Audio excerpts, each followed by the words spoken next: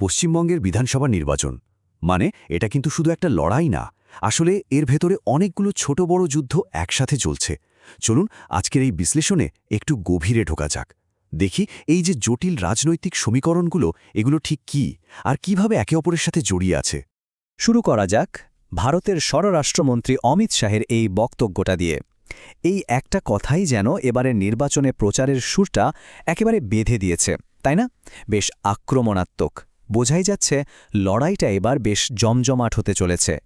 তো প্রথম আর সবচেয়ে বড় যে লড়াইটা, সেটা হলো রাজ্যের শাসক দল মানে তৃণমূল কংগ্রেস আর কেন্দ্রের শাসক দল বিজেপির মধ্যে। চলুন এবার দেখি এই সংঘাতের মূলে ঠিক কি বিষয়ে কাজ করছে। বিজেপির প্রচার শুরু করার জন্য স্বরাষ্ট্রমন্ত্রী অমিত শাহ তো সম্প্রতি কলকাতায় এসেছিলেন, আর তার আসার মূল উদ্দেশ্যটাই ছিল তৃণমূল কংগ্রেসের এই যে ১৫ বছরের শাসন, তার বিরুদ্ধে একটা চার্জশিট মানে একটা অভিযোগপত্র সবার সামনে নিয়ে আসা। এই যে অভিযোগগুলো দেখছেন, এগুলো কিন্তু বেশ গুরুতর। মানে অমিত শাহ শুধু চাকরির দুর্নীতি বা টাকা পাচারের কথা বলেই থেমে যাননি, উনি সরাসরি তৃণমূল সরকারের সততা আর তাদের শাসন ব্যবস্থা নিয়ে প্রশ্ন তুলে দিয়েছেন। আর ঠিক এই বিষয়গুলোকেই বিজেপি তাদের প্রচারের মূল হাতিয়ার করে তুলেছে। আচ্ছা, এবার চলুন মূল রাজনৈতিক লড়াই থেকে একটু সরে আসা যাক। এবার দেখব বিরোধী জোটের ভেতরের ফাটল। কারণ বাইরের শত্রুর সাথে লড়তে গেলে তো আগে নিজের ঘরটা গোছানো দরকার, তাই না? কিন্তু সিপিএম আর আইএসএফের মধ্যে ঠিক সেটাই যেন হচ্ছে না। বিরোধী শিবিরের অবস্থাটা বোঝার জন্য এই চার্টটা কিন্তু খুব জরুরি। একবার দেখুন ২০২১-এ কী হয়েছিল। তৃণমূল একাই পেয়েছিল ২১৩টা সিট, প্রধান বিরোধী দল হিসেবে বিজেপি পেয়েছিল ৭৭। আর সেখানে একসময় শাসক দল সিপিএম বা কংগ্রেস, তাদের খাতা কিন্তু একদম শূন্য ছিল। আইএসএফ শুধু একটা সিট পেয়েছিল। তো এই সংখ্যাগুলোই বলে দিচ্ছে যে বিরোধী জোটের শুরুটাই কতটা দুর্বল জায়গা থেকে হচ্ছে। জোটের মধ্যে এই যে দ্বন্দ্ব, এর মূল কারণ কিন্তু একজন ব্যক্তি, আরাবুল ইসলাম। আইএসএফ ক্যানিং পূর্ব আসন থেকে তাকে প্রার্থী করার পর থেকেই সিপিএমের সাথে তাদের সম্পর্কের একটা অবনতি হয়েছে। কিন্তু কে এই আরাবুল ইসলাম?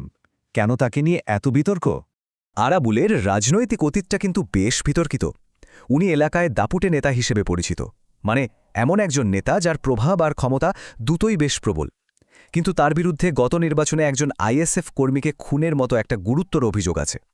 আর দেখুন, কিছুদিন আগেই তৃণমূল থেকে বহিষ্কৃত হয়েই সঙ্গে সঙ্গে আইএসএফে যোগ দেওয়া আর টিকিট পেয়ে যাওয়া, এই ব্যাপারটা জোটের মূল ভিত্তিটাকেই যেন নাড়িয়ে দিয়েছে। দুই দলের শীর্ষ নেতাদের কথাগুলো শুনলেই কিন্তু পরিষ্কার বোঝা যায় যে ফাটলটা ঠিক কতটা গভীর। একদিকে সিপিএমের রাজ্য সম্পাদক মোহাম্মদ সেলিম, তিনি আরাবুলের মতো বিতর্কিত কাউকে নিয়ে আপোষ করতে একদমই রাজি নন। আবার অন্যদিকে আইএসএফ বিধায়ক নওশাদ সিদ্দিকীও স্পষ্ট বলে দিচ্ছেন যে প্রার্থী কে হবে সেটা একেবারেই তাদের দলের ভেতরের ব্যাপার। এই যে প্রকাশ্য মতবিরোধ, এটা জোটের ভবিষ্যৎ নিয়ে একটা বড় প্রশ্নচিহ্ন তুলে দিয়েছে।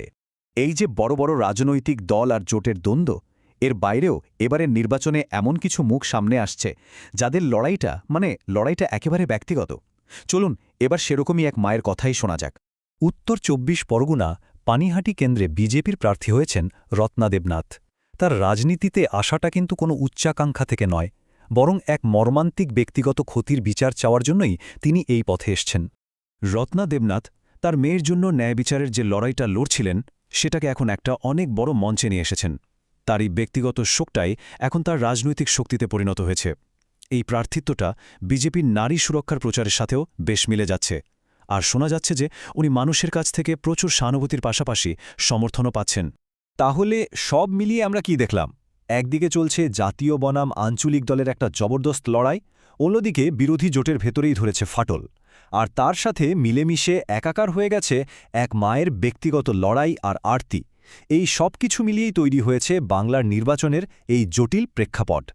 এই সব অভিযোগ, পাল্টা অভিযোগ, জোটের দ্বন্দ্ব আর ব্যক্তিগত লড়াইয়ের ভিড়ে সাধারণ ভোটারদের জন্য সিদ্ধান্ত নেওয়াটা কিন্তু সত্যিই খুব কঠিন।